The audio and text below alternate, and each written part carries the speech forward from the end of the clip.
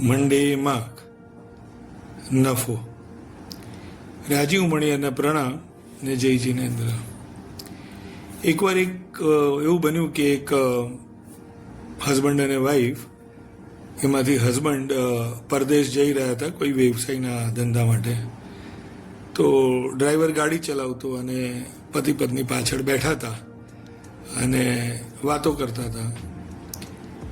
પત્ની એરપોર્ટ મૂકવા જતી હતી અને જ્યારે પતિ ઉતર્યા એરપોર્ટ ઉપર ત્યારે એને કહ્યું કે જો કદાચ આ મારો ધંધો સફળ જાય, આ ટ્રીપ સફળ થાય તો લગભગ 1-8 કરોડનો મને ફાયદો થશે.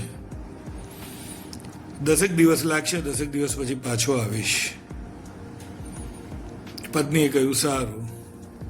10 દિવસ થયા અને પતિ પાછા આવ્યા એટલે વળી પાછા પત્ની ડ્રાઈવર ગાડી ચલાવે ને પત્ની એમને એરપોર્ટ પર લેવા આવ્યા, સ્વાગત કર્યું, બંને જણ પાછળ બેઠા.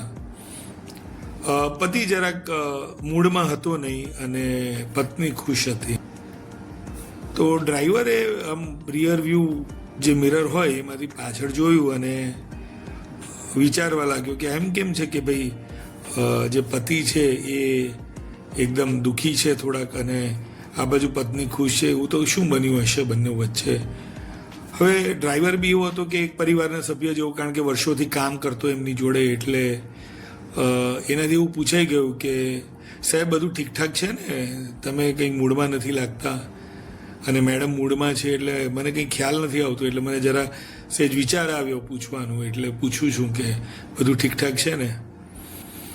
પતિ હજી જવાબ આપે ને એ પહેલાં પત્નીએ તરત જ જવાબ આપી દીધો. એમણે કહી દીધું કે હા બધું બરાબર છે, પ્રોબ્લેમ એવો છે કે જ્યારે આ ગયા ને અહીંયાથી ત્યારે એવું વિચારતા હતા કે આ સોદો જો થઈ જાય તો 1 કરોડનો નફો થાય.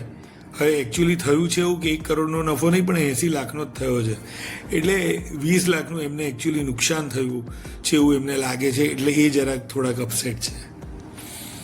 મિત્રો, આપણે કોઈ પણ પરિસ્થિતિને કેવી રીતે મૂલવીએ છીએ ને એ જીવનમાં બહુ મહત્વનું છે. પતિ જે હતો એ 1 કરોડના બદલે 80% થયો એનો તો એ 20 લાખનું નુકસાન માની રહ્યો હતો.